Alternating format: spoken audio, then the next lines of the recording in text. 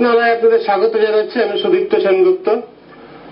আজকে আমাদের বিষয় সরকারি সংস্কৃতি। বিষয়টা এরকম যে তথ্য ও সংস্কৃতি দপ্তর, যে দপ্তরের প্রধান কাজ হচ্ছে রাজ্য সরকারের হয়ে প্রচার চালানো, বিজ্ঞাপন দেওয়া ইত্যাদি, এবং বিভিন্ন সাংস্কৃতিক কাব্য উৎসব, নাট্য উৎসব, চলচ্চিত্র উৎসব ইত্যাদি আয়োজন করা। সেই দপ্তরের বাজেট বরাদ্দ এই বছর, মানে আগামী যে বছরটা শুরু হলো সদ্য অর্থবর্ষ 1 এপ্রিল থেকে, সেই বছর বাড়িয়ে দ্বিগুণেরও বেশি করা হয়েছে। মানে গত বছর 48 কোটি টাকা ছিল অনুমিত ব্যয়, এবছর সেটা 110 কোটি টাকা করা হয়েছে। গত বছর অবশ্য তার আগের বছর থেকে অনেক বাড়ানো হয়েছিল, 8 কোটির নিচে ছিল 2010-11 সালের বাজেট। পাশাপাশি এমন নয় যে রাজ্য সরকার সব দপ্তরেরই বাজেট বরাদ্দ এরকম বাড়াতে পেরেছে। পাশাপাশি পঞ্চায়েত এবং গ্রামোন্নয়ন, যে দপ্তর দুটি অনেকের মতে খুব গুরুত্বপূর্ণ কাজ করে থাকে তথ্য সংস্কৃতির মতোই, সেই দুটি দপ্তরে বাজেট বরাদ্দে যথেষ্ট কাটছাট করা হয়েছে। প্রায় 250 কোটি টাকা বাজেট বরাদ্দ কমানো হয়েছে। এটা নিয়ে আমরা আলোচনা করব যে সরকারের এই ধরনের যে অগ্রাধিকার, সেটা সম্পর্কে কে কি মনে করছেন তা নিয়ে আমরা আলোচনা করব। আমাদের সঙ্গে স্টুডিওতে উপস্থিত অতিথিরা রয়েছেন, তাদের সঙ্গে আমরা পরিচয় করি দিই। আমি যেভাবে বসে আছি, আমার একেবারে বাঁ দিকে রয়েছেন ফরওয়ার্ড ব্লকের নেতা জয়ন্ত রায়, আমার ঠিক বাঁ দিকে রয়েছেন কংগ্রেসের নির্বেদ রায়, আমার ডান দিকে রয়েছেন অর্থনীতিবিদ অজিতাভ রায়চৌধুরী, আর তার পাশে প্রাবন্ধিক লেখক অর্ণব সাহা। আপনাদের স্বাগত জানাচ্ছি আমাদের অনুষ্ঠানে। আপনারা আমাদের সঙ্গে অনুষ্ঠানে যোগ দিতে পারেন। যে বিষয়টা নিয়ে আমরা আলোচনা করবো সে বিষয়ে আপনাদের সংক্ষিপ্ত মতামত বা প্রশ্ন জানাতে পারেন 22342424 এবং 39180112 এই দুটি নম্বরে টেলিফোন করে। রাজ্য বাজেটে শুরুতে আমরা বললাম যে পঞ্চায়েত ও গ্রামোন্নয়নে প্রায় 250 কোটি টাকার বেশি, 255 কোটি টাকা বরাদ্দ এবার কমিয়েছেন অর্থমন্ত্রী অমিত মিত্র। তবে মুখ্যমন্ত্রীর হাতে থাকা তথ্য সংস্কৃতি দপ্তরের জন্য কিন্তু এক ধাক্কা বাজেট বরাদ্দ দ্বিগুণেরও বেশি বাড়ানো হয়েছে। হঠাৎ তথ্য সংস্কৃতি দপ্তরকে নিয়ে অর্থ মন্ত্রণালয়ের এই বাড়তি উৎসাহ কেন, তা নিয়ে প্রশ্ন উঠছে কোনো কোনো মহলে। পঞ্চায়েত এবং গ্রামোন্নয়নকে অবহেলা করেই কি অর্থমন্ত্রী এই সিদ্ধান্ত, এরকম প্রশ্ন করছেন কেউ কেউ। মুখ্যমন্ত্রী মমতা বন্দ্যোপাধ্যায় তার হাতেই রেখেছেন সংস্কৃতি দপ্তর। সিনেমা থেকে নাটক, সঙ্গীত থেকে চিত্রকলা, গত 10 মাসে সংস্কৃতির এইসব ক্ষেত্র বাড়তি পৃষ্ঠপোষকতা পেয়েছে মুখ্যমন্ত্রীর কাছ থেকে। ইতিমধ্যেই রাজ্য সরকার চালু করেছে বঙ্গবিভূষণ ও বঙ্গ সম্মান নামে বিশেষ আর্থিক পুরস্কার। রাজ্যের ভাড়ারের টান থাকলেও চলতি আর্থিক বছরে সাংস্কৃতিক কর্মকাণ্ডের ঢালাও আয়োজন করতে চলেছে রাজ্য সরকার। এর জন্য অর্থমন্ত্রী অমিত মিত্র বাজেটে বরাদ্দ করেছেন 110 কোটি টাকা, যেখানে গত আর্থিক বছরে বরাদ্দ ছিল 48 কোটি 60 লক্ষ টাকা। আর 2010-11-এ এই দপ্তরের জন্য বাজেট বরাদ্দ হয়েছিল মাত্র 7 কোটি 48 লক্ষ টাকা। এই অতিরিক্ত বরাদ্দ খরচ করা হবে নাটক, সঙ্গীত স্টুডিওর আধুনিকীকরণ, চলচ্চিত্র উৎসবের মতো একাধিক সাংস্কৃতিক অনুষ্ঠানে। স্বাভাবিকভাবেই সংস্কৃতির সঙ্গে জড়িত একাধিক ব্যক্তি ও প্রতিষ্ঠান এর আর্থিক সুবিধা পাবেন। ইতিমধ্যেই বঙ্গবিভূষণ সম্মান বাবদ 2 লক্ষ টাকা করে দেওয়া হয়েছে 4 জনকে। বঙ্গ সম্মান পুরস্কার বাবদ 1 লক্ষ টাকা করে দেওয়া হয়েছে। এছাড়াও গঠন করা হয়েছে বহু কমিটি, সেই কমিটির জন্য দেদার টাকা খরচ হচ্ছে। যেসব কমিটিতে রয়েছেন মুখ্যমন্ত্রীর ঘনিষ্ঠ শিল্পীরাই। বাজেটে অর্থমন্ত্রীর দেওয়া হিসেব থেকে জানা যাচ্ছে সরকার 27 কোটি 55 লক্ষ টাকা স্টুডিওর আধুনিকীকরণ ও নির্মাণ বাবদ খরচ করবে। গত আর্থিক বছরে এই বাবদ বরাদ্দ ছিল মাত্র 2 কোটি 40 লক্ষ টাকা। চলচ্চিত্র উৎসবের জন্য এবারের বাজেটে বরাদ্দ হয়েছে 1 কোটি টাকা। গত আর্থিক বছরে এই খাতে বরাদ্দ ছিল 60 লক্ষ টাকা। সংস্কৃতি মেলা উৎসবের জন্য গত আর্থিক বছরে যেখানে 50 লক্ষ টাকা খরচ করা হয়েছিল, এবার সেখানে এক ধাক্কায় বরাদ্দ বেড়েছে 10 গুণ, বেড়ে হয়েছে 5 কোটি টাকা। যদিও এরই মধ্যে গ্রামোন্নয়ন ও পঞ্চায়েতে বরাদ্দ কমেছে 255 কোটি টাকা। ফলে রাজ্যের এই আর্থিক অবস্থায় কেন সংস্কৃতি দপ্তরের জন্য এত টাকা বরাদ্দ করা হলো তা নিয়ে প্রশ্ন উঠেছে বিভিন্ন মহলে। রজত শুভ্র মুখোটির রিপোর্ট, 24 ঘন্টা।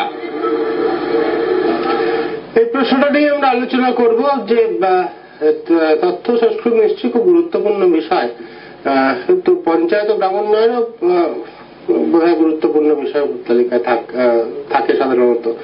আমি শুরু করি আলোচনা। আজকে আমাদের সঙ্গে রয়েছেন কংগ্রেস নেতা নির্বেদ রায়, তাকে দিয়ে। নির্বেদ, আপনাদের সরকারের এই যে অগ্রাধিকার, সেটার সঙ্গে অনেকে একমত হচ্ছেন না। আপনি নিজে সংস্কৃতি জগতেরই মানুষ, আপনি নিশ্চয়ই খুশি হবেন। আসলে আগে ছিলাম আর কি সংস্কৃতির জগতে। বর্তমান সংস্কৃতির যে ডেফিনেশনটা, সংজ্ঞাগুলো হচ্ছে, তার থেকে মনে হয় যে আমি খুব একটা সংস্কৃতি জগতের সঙ্গে ওতপ্রোত নই। আসলে এটা হচ্ছে কি যে ব্যাপারটা ছিল তথ্য আর সংস্কৃতির।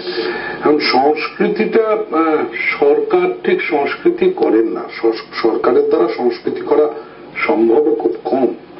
যে সংস্কৃতিগুলো খানিকটা করা যায় সে সম্পর্কে সরকার কোনো খবরই রাখেন না বলছি আমি। যেমন ধরুন আমি আপনাকে বলি যে মানিক বন্দ্যোপাধ্যায় গ্রন্থাবলী তো সরকার ছাপাবেন না, ও কাজটা সরকারের নয়। ওটা সংস্কৃতি কিনা সেটা পরে আসবে, কিন্তু ওটা ওই কাজটা সরকারের নয়। সরকারের যেটা কাজ হওয়া উচিত ছিল সেটা হচ্ছে, যেমন ধরুন আমার মনে হয় যে ভারতবর্ষের এই মুহূর্তে অন্তত 2.5 লক্ষ ইম্পর্টেন্ট পুঁথি সেটা শুধু পশ্চিমবঙ্গে রয়েছে বিভিন্ন সংস্থার সঙ্গে। সেই পুঁথি পড়ার মতো লোক বা সম্পাদনা করার লোক আর নেই, খুঁজে পাওয়া যাচ্ছে না পূর্ব ভারতে। সেখানে সরকার যদি এইসব না করে অত্যন্ত নীরবে একটা গ্রুপ অফ স্কলার্সদের তৈরি করতে, যারা ফার্সি, আরবি, সংস্কৃত এবং অন্যান্য ভাষায় এই পুঁথিগুলো যদি সম্পাদনা করতেন, তাহলে একটা আইনি আকবরী আমরা পেতাম, একটা মাথিনুল মারা আমরা পেতাম। আবার ধরুন উল্টো দিকে সংস্কৃতে হরপ্রসাদ শাস্ত্রী যে ধরনের কাজ করে গেছিলেন, ডেসক্রিপটিভ ক্যাটালগ পেতেন। কিন্তু মুশকিল হচ্ছে আপনাদের মানে এই বিজ্ঞাপনের যে ব্যাপারটা, অর্থাৎ কিনা যে জিনিসগুলোতে ধরুন 2-4 জন ফিল্ম স্টার, যাত্রা বা থিয়েটার বা সিনেমার লোকেরা থাকবে না, বা ধরুন সেটা আপনারা ছবি তুলবেন না, তাহলে আর সংস্কৃতি করে কি হবে? করে তো লাভ নেই। এসব এবং তার জন্য বিভিন্ন ছবি উঠবে এবং তাতে প্রচুর ওই ফিল্মের লোক, যাত্রার লোক, অভিনয়ের লোক এটা থাকবে, থাকাটা অন্যায় কিছু না, কিন্তু এতে মানুষ অনেক বেশি দেখবে। তার ফলে কি হয়, যে সমস্ত এই ধরুন ফেমিনা, তারপর ধরুন ফিল্ম ফেয়ার, এই যে ব্যাপারগুলো, এরা তো তাহলে রাজ্যের থেকে বা মুখ্যমন্ত্রী বা রাজ্যের যারা করছেন এগুলো, তাদের থেকে অনেক বেশি সংস্কৃতিবান। আসলে সংস্কৃতি এটা নয়।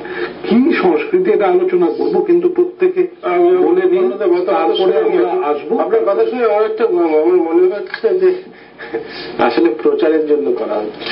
প্রচারের জন্য করা হচ্ছে কি ভবিষ্যতে এটা অপপ্রচারের দিকে যাবে আমি জানি না, কিন্তু এটা ঠিক যে কালকে যদি এই আলোগুলো নিভে যায় প্রচার মাধ্যমে, কালকে যদি আপনার লেখাগুলো থেমে যায়, মানে এইটা খুব নীরবে করতে হবে, এটা যদি একটা ফতোয়া দেওয়া হয় যে বাংলা সাংস্কৃতিক রাজধানী কলকাতা সারা ভারতের, কালকে থেকে ফতোয়া জারি হলো, সরকারি ফতোয়া, সেটা জারি হবে না, জীবনে হবে না, যে আমরা নীরবে করব, কোনো কাজের কোনো বিজ্ঞাপিত প্রচার থাকবে না, সে নির্বাচনের সময় দেখা যাবে।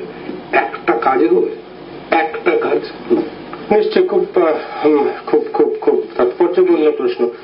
যাদব, আপনাকে আমি জিজ্ঞাসা করবো, সরকার যেভাবে অগ্রাধিকার করছে, এটা ব্যাপার হচ্ছে যে একটা নির্বাচিত সরকার, এই সরকারের বিরুদ্ধে কোনো কটু মন্তব্য করা আমাদের মতন এই বয়সে পৌঁছে এটা করা খুব বিবেচনার কাজ হবে না।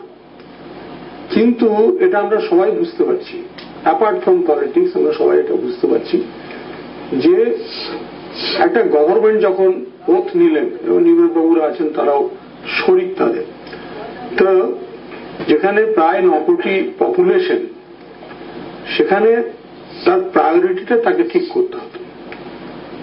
এবং বিভিন্ন সময় দেখা গেছে যে যখন জমি আন্দোলন হয়েছে মমতা বন্দ্যোপাধ্যায় সেখানে যেন কৃষকদের স্বার্থে, ক্ষেত মজুরের স্বার্থে, গরিব মানুষের স্বার্থে তিনি প্রচুর কথা বলেছেন, সেসব রেকর্ড আপনাদের থাকলেও থাকতে পারে।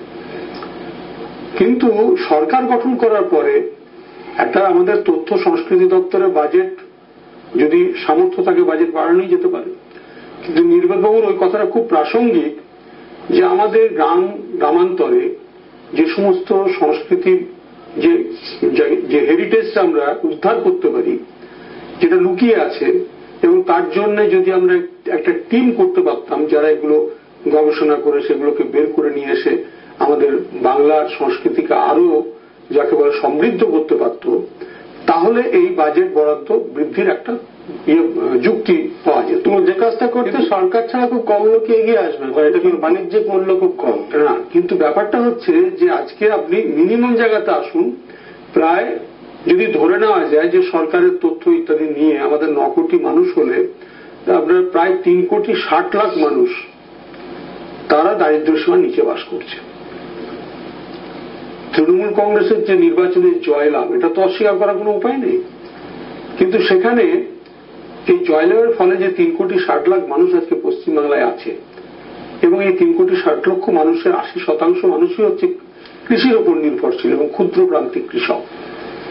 এবার চাষে একবারে পাট থেকে শুরু করুন, প্রত্যেকটা চাষে কৃষক কিভাবে বঞ্চিত হয়েছে আমরা গ্রামে থাকি দেখি।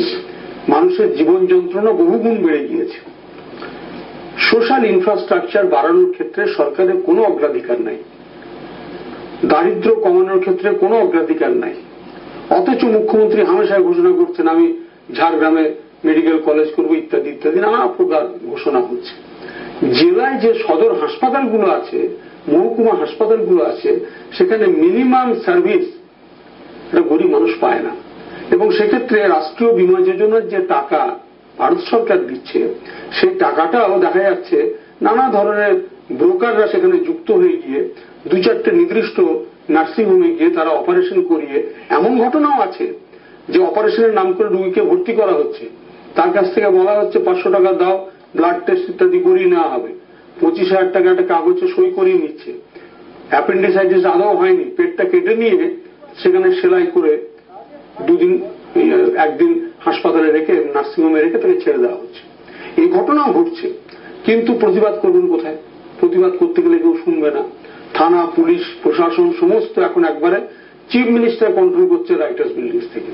এরকম আমার 72 বছর বয়স পর্যন্ত আমি পশ্চিমবাংলাতে অনেক ঘটনা দেখেছি, জরুরি অবস্থা দেখেছি, কিন্তু এইরকম একটা যাকে বলা অভূতপূর্ব প্রশাসন আমি দেখিনি। এটা হতে পারে না। মানুষ কতদিন মানবে? আপনারা সংবাদ জগতের মানুষ, সংবাদ মাধ্যমের উপরে এইভাবে একটা মুখ্যমন্ত্রী হুমকি দিতে পারেন?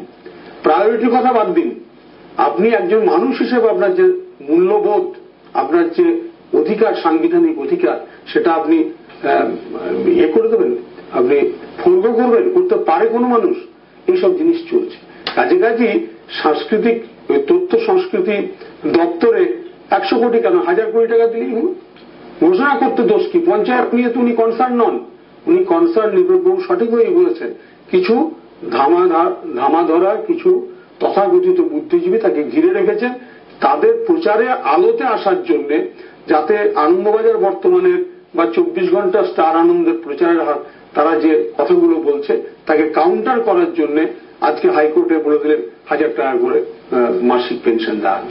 সব কি চলছে? একটা সাংবিধানিক সংকটের দিকে রাজ্যটাকে ঠেলে দিচ্ছে। তোমরা দেখবে এটা যেটা হচ্ছে, এটা কিন্তু ওই জায়গায় দাঁড়িয়ে অ্যাওয়ার্ড গিভিং সেরিমনিতে যারা অ্যাওয়ার্ডিজ তারা যে বক্তৃতাটা দিচ্ছেন, সাংস্কৃতিক জ্ঞানটা বুঝতে পারছি আমরা।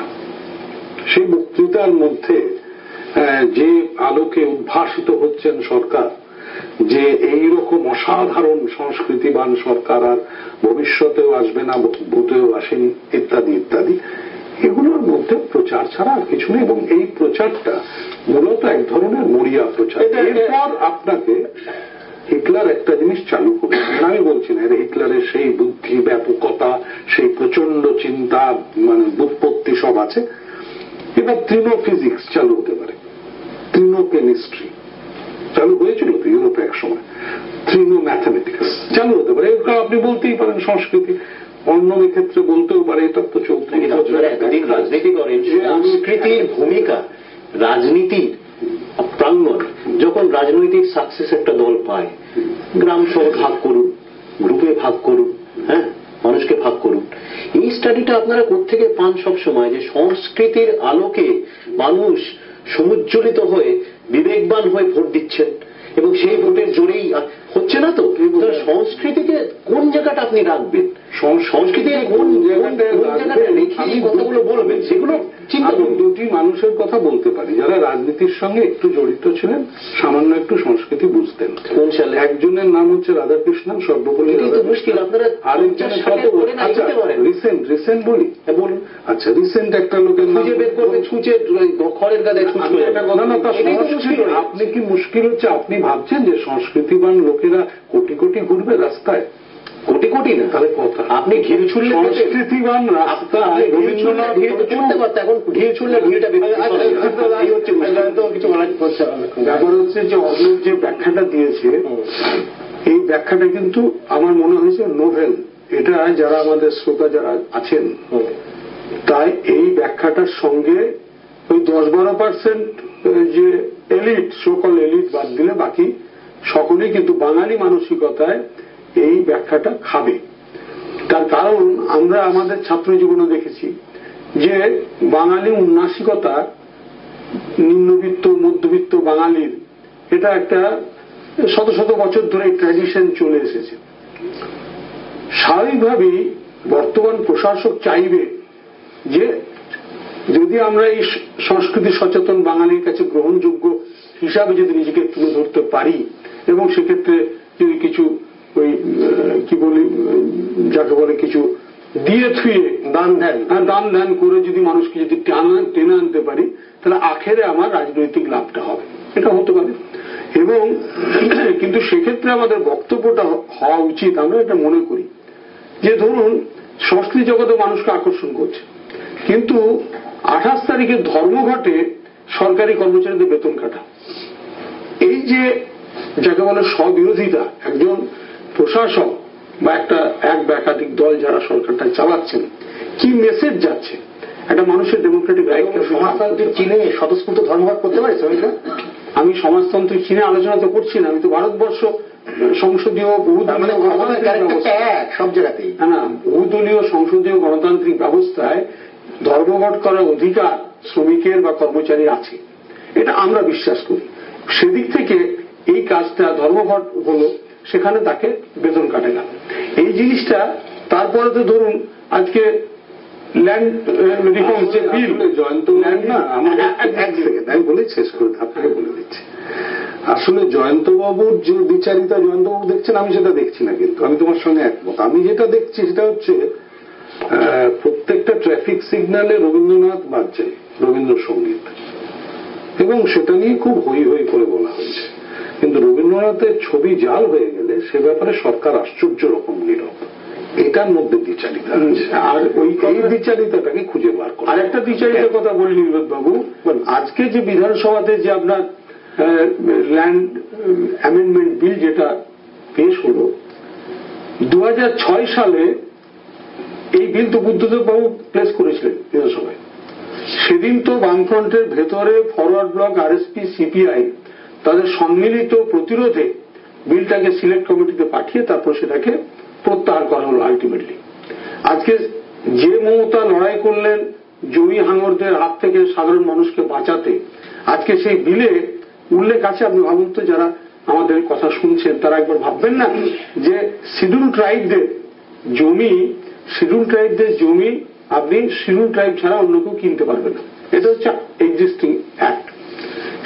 সেক্ষেত্রে যে জমি সিলিংটাকে তুলে দিয়ে যে প্রভিশনটা রাখলো, সেখানে শিডিউল ট্রাইবের জমি কি তাহলে 100% ঠিক কথাই বললেন যে গভর্নেন্সের প্রশ্নটাই হচ্ছে মূল। তার কারণ আমাদের যেটা মনে হচ্ছে যে যদি ইন্ডিভিজুয়াল কাউকে যদি প্রাধান্যতা বিলি করেন, সেটা তো আমরা নিশ্চয়ই ক্রিটিসাইজ করতেও পারি, কিন্তু সমস্যা হচ্ছে যে ধরুন এখানে পশ্চিমবাংলায় 100 দিন কাজের যে প্রকল্প, আপনি হিসাব করে নিয়ে দেখুন, আপনি তো অর্থনীতিবিদ, আপনি ভালোই খবর পাবেন, ডাটা দেখবেন যে অ্যাভারেজে গোটা পশ্চিমবাংলায় 15-16 দিনের বেশি কাজ নেই, 20 দিন। লাস্ট 2010-এর ডেটা হচ্ছে। তাহলে 100 দিনে যদি 130 টাকা করে 100 দিনে 13,000 টাকা যে লেবার পাওয়ার কথা, সে পাচ্ছে 20 দিনের। সেটা রাজনীতি নিরপেক্ষ, সেটা আমাদের ব্যর্থতা। হ্যাঁ, এটা আমাদের আমাদের ইনএফিসিয়েন্সি। কিন্তু এটা আমাদের ইন্ডিভিজুয়াল ইনএফিসিয়েন্সি ধরে তো লাভ নাই, নিশ্চয়ই নেই। গভর্নমেন্টের যে আমাদের যে একদম পঞ্চায়েতি ব্যবস্থা, সেই ব্যবস্থাটাকে নিষ্ক্রিয় করে দিয়ে আজকে ধরুন 3টে জেলা পরিষদকে নিষ্ক্রিয় করার আগেও তো 20 দিন ছিল, 15 দিন ছিল, এই জায়গাটা তুলনা করবে না। আমি বলছি নিষ্ক্রিয় হয়ে যাওয়ার পরেই 15 দিন হয়ে গেল তা নয়। না তা না, এটা একটা আবহমান ভাবে চলে আসে। না আবহমান কেন? আপনি তথ্য দেখুন, একটা বছর খালি আপনারা 30 করতে পেরেছিলেন, যাই হোক আপনার বাকি সময়গুলো কি হলো? না বাম রাজ্যের থেকে এত আমার শেষ করি। বামফ্রন্ট 30-এর বেশি করতে পারেনি, সেটা তার সাফল্য না, সেটা ব্যর্থতা। দ্যাট ডাজন্ট মিন যে এই গভর্নমেন্ট তো সেই ওইভাবে লিমিট করে দিলে মনে হয় যে ওইটাই একমাত্র কারণ। ওটা একটা মেজর গ্রামে থাকে। আমরা সংস্কৃতি সংক্রান্ত ব্যাপারটা হচ্ছে যে আমাদের রাজনীতিটা ক্ষমতা কেন্দ্রিক রাজনীতি, আমাদের রাজনীতিটা ক্ষমতা দখল এবং ক্ষমতা ধরে রাখার রাজনীতি। আমরা যদি আইপিকে এর ইতিহাস একটু দেখি, সেখানে আইপিকে চলাকালীন যে সমস্ত স্টলওয়ার্ড লোকজন আইপিকে ছেড়ে বেরিয়ে যেতে বাধ্য হয়েছিলেন, সেই সমস্ত বিতর্কগুলো যদি একটু দেখি, ঋত্বিক ঘটক একটা থিসিস দিয়েছিলেন অন দ্য কালচারাল ফ্রন্ট। সেই থিসিসটা নিয়ে যখন বিতর্ক তৈরি হলো, কারা সেই থিসিসটাকে বিচার করতে বসেছিলেন? নির্মল ঘোষ, প্রমোদ দাশগুপ্ত এবং যদি উঠেছিলেন সেখানে। এবং সেইখানে যে সমস্ত যুক্তি দিয়ে তাকে খণ্ডন করা হয়েছিল, সেই যুক্তিগুলো কিন্তু এটাই বোঝায় যে সংস্কৃতিটাকে একটা টুলস হিসেবে ক্ষমতা, রাজনৈতিক ক্ষমতা একটা টুলস হিসেবে ব্যবহার করতে হবে। সেখানে সংস্কৃতির সেই যে বৃহত্তর চেহারা, সংস্কৃতির সেই যে ইনোভেটিভ চেহারা, সেই ইনোভেটিভ চেহারাটাকে আমি এস্টাবলিশ করব এবং সেটাকে রিয়াল পলিটিকের মধ্যে নিয়ে আসবো, সেটাকে গ্রহণ করার মতো কালচার এটা কিন্তু 40-50 বছর ধরেই নেই। রাইট, হ্যাঁ, মানে এটা কিন্তু এই ব্যাকগ্রাউন্ডটা কিন্তু সেটা রাজনৈতিক দল বা রাজনৈতিক শক্তি যার, তার লক্ষ্য হতে পারে। তার মানে এই নয় কিন্তু বোধহয় যে সবসময় সংস্কৃতি বাস্তবে সেই পথ ধরে চলেছে। সংস্কৃতি সেই রাজনীতির দাসত্ব করেছে, সংস্কৃতির থেকে চাওয়া হয়েছে রাজনীতির দাসত্ব, সংস্কৃতি করেছে তা কিন্তু আজকেও ভীষণ রকম যেভাবে ভাবে। আমি ফরওয়ার্ড ব্লক করি, আমি সেভাবে ভাবি না। আপনি যেটা বললেন এটা খুব সঠিক, যে ঋত্বিক ঘটকের থিসিস ক্যান্সেল করছে কে? প্রমোদবাবু, জ্যোতিবাবু এবং নির্মল ঘোষ। এটা একটা মনোলিথিক পার্টিতে এটা হয়। পৃথিবীর ইতিহাসে বহু ঘটনা আছে, বহু দৃষ্টান্ত আছে, কিন্তু বহুত্ববাদী দৃষ্টিভঙ্গি নিয়ে যারা চলে, যে বিচার করে, তারাই যে ভুল হয় না। আর অন্য ধরনের সেটা হচ্ছে যে সংস্কৃতির যে বৃদ্ধিটা হয়েছে, এটাকে স্বাগত জানাচ্ছি, বাজেট বরাদ্দ বৃদ্ধির কথা স্বাগত জানাচ্ছি।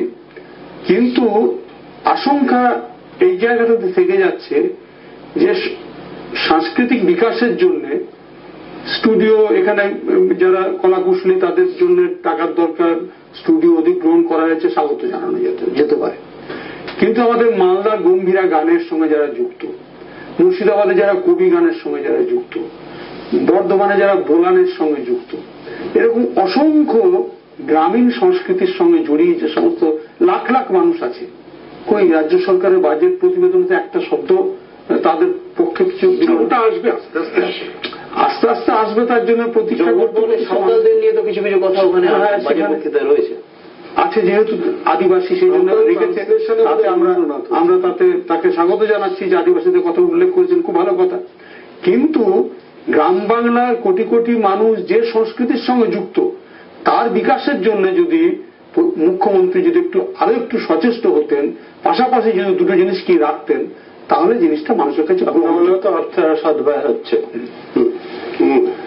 আপনাকে জিজ্ঞাসা করি, আসছে মানে টাকাটা যেভাবে খরচ হচ্ছে সেটা সব আমি ডিটেলসটা দেখিনি এখনো। এটা আমি বলতে পারবো না যে সমস্ত টাকাটা টালিগঞ্জের এলিট যে অংশটা তার পেছনে খরচা হচ্ছে কিনা। ওই ডিটেলসটা না জেনে আমি ব্যাপারে কমেন্ট করাটা খুব ডিফিকাল্ট। তবে একটা জিনিস আমি দেখেছি যে কিছু ক্ষেত্রে হয়তো হবে, মানে একেবারে ডিস্ট্রিক্টে কোথাও কিছু হবে না এটা বলতে পারছি না, হবে বলে মনে হয়। আর একটা জিনিস হলো যে এই টালিগঞ্জে স্টুডিও নিয়ে, টেকনিশিয়ানসদের নিয়ে টালিগঞ্জে যারা জড়িত, আমি মনে করি যেখানে ব্যয় হচ্ছে সেখানে কাটিং অ্যাক্রস লাইনস, কে কোথায় অবস্থান করছে আমি জানি না। আমি এতটুকু দেখেছি, কারণ আমি তো গিয়ে ঘুরিনি, আমি দেখছি কোথায় মিডিয়ার সাহায্য নিয়ে যা দেখতে পাচ্ছি, একটি প্রতিবাদের ভাষা কিন্তু আসেনি। এটা কিন্তু ওয়েলকাম করা হয়েছে, তার মধ্যে নিশ্চয়ই একটা যুক্তি আছে। এবং সেটা যদি সঠিকভাবে ব্যয় না হয়, যেটা নিয়ে আমি মনে করি আরো বেশি তর্ক হওয়া উচিত বা বিতর্ক হওয়া উচিত, সারা বছর একটা নজরদারি মানুষের করা দরকার যে ঠিক আছে কোথায় ব্যয় করছো, সেইটা সত্যিকারের যারা কলাকুশলী যারা বলছেন যে হ্যাঁ আমাদের উপকারে লাগা উচিত বা আসা উচিত, তারা কি বলছেন বা তারা সত্যি পাচ্ছেন, কিন্তু এটা আমার কাছে বেশি জরুরি। কিন্তু আমি কোনো প্রতিবাদের ভাষা শুনিনি এখন। না না, যদি না থাকে, মানে এটা ওই যেটা বারবার ঘুরে আসছে আর কি, যে সংস্কৃতির পেছনে যদি টাকা খরচা করা হয়, সেটার যদি সুপ্রয়োগ হয় এবং যাদের জন্য তারা যদি সেটাকে নিতে পারেন এবং উপকৃত হন এবং আমরা প্রকাশ্যে সেটা দেখতে পাই, ওয়েল অ্যান্ড গুড, খুবই সমর্থনযোগ্য। কিন্তু আমি তো নিশ্চয়ই মনে করি সারা বছর ধরে আমি দেখবো। একটা শুধু জবাব দিয়ে, আপনি বললেন যে গম্ভীরা বা এই কথাগুলো বললেন, একটা জিনিস কিন্তু মাথায় রাখতে হবে যে একটা ছোট ঘটনা ঘটে গিয়েছে এর মধ্যে, রাজ্য চারুকলা উৎসব। রাজ্য চারুকলা উৎসবের আগেও হতো, এবারও রাজ্য চারুকলা উৎসব হয়েছে। আপনি যদি একটু খবর নেন তাহলে দেখবেন এবছর কিন্তু গ্রাম বাংলা থেকে যে পরিমাণ পার্টিসিপেশন ঘটেছে এই রবীন্দ্রসদন নন্দন চত্বরে, সেই পার্টিসিপেশন কিন্তু অতীতে কখনো হয়নি, এবার কিন্তু ঘটেছে। আসলে যেটা হয়, যখনই একটা পাওয়ার ট্রান্সফার হয় কোনো জায়গায়, কোনো একটা সরকার যখন বদল হয়, তখন ওই যে নাড়া ফাঁকাটা হয় না, ওই নাড়া ফাঁকাটার মধ্যে দিয়ে আসলে কিন্তু কিছু কিছু ভালো কাজও হয়ে যায়, কিছু কিছু লোক সুযোগ পায়, কিছু কিছু লোক ফোরফ্রন্টে চলে আসতে পারে, এই জিনিসটা হয়।